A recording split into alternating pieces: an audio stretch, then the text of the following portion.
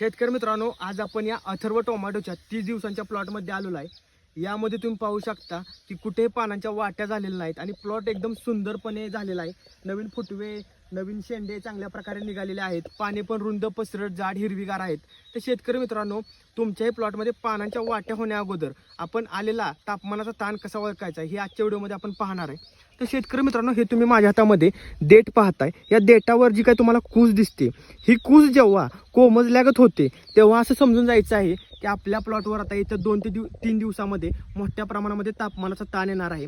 पानांच्या वाट्या व्हायला सुरुवात होणार आहे, पाणी गुंडाळायला सुरुवात होणार आहे किंवा फुलगळ व्हायला सुरुवात होणार आहे। तर शेतकरी मित्रांनो, अशा प्रकारे जेव्हा तुमच्या प्लॉटमध्ये देठाची कूस अशी कोमजायला सुरुवात होते तेव्हा शेतकरी मित्रांनो, त्यामध्ये तुम्हाला योग्य प्रकारे पोषकाचे फवारणी नियोजन करणं गरजेचं आहे। ज्यामध्ये तुम्ही बायोझाइम असेल, इसाबेन असेल, ॲम्बिशन असेल, त्याचबरोबर बायोविटा असेल, यांसारख्या पोषकांचा वापर करू शकता किंवा अन्नद्रव्यांमध्ये